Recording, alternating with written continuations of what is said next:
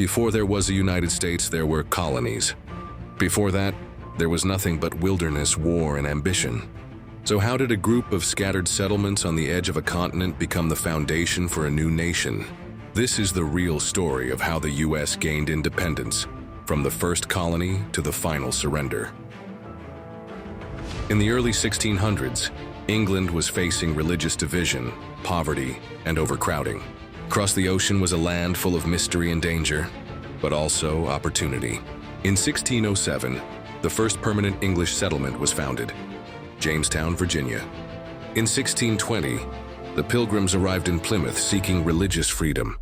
Over time, more colonies followed, for different reasons. Some for economic gain, like the Carolinas and Georgia. Others for religious freedom, like Pennsylvania and Massachusetts. Others still for strategic control, like New York, taken from the Dutch.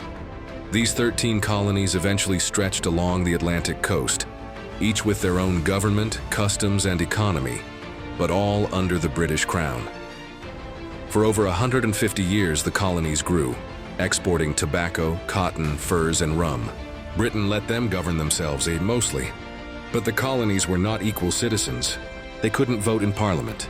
They couldn't make trade deals, and they had to follow British military orders, no matter what. This worked until Britain needed more money. During the 1750s, Britain and France fought a brutal conflict in North America. The French and Indian War, 1754-1763.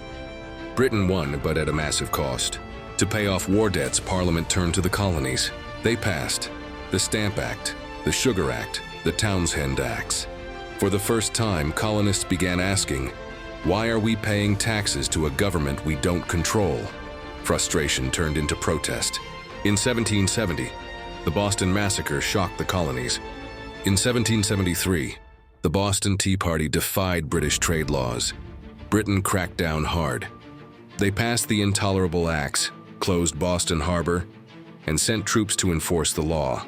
13 very different colonies began to realize they had a common enemy.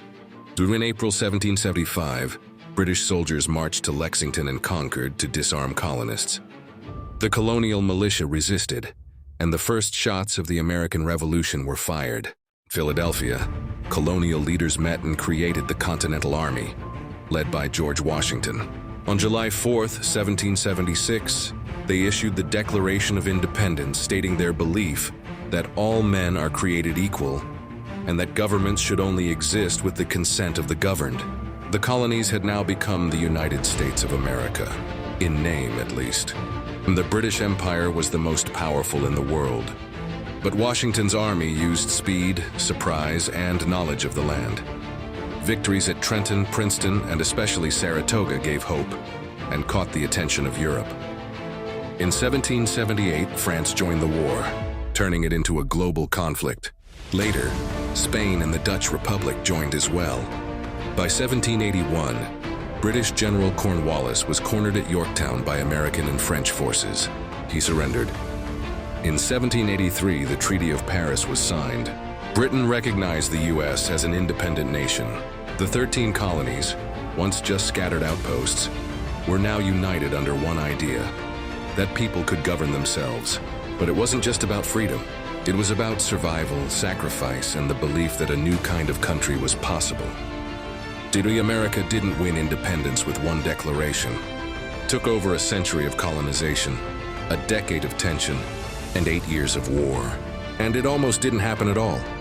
Subscribe for more untold history and drop a comment. Which moment surprised you the most?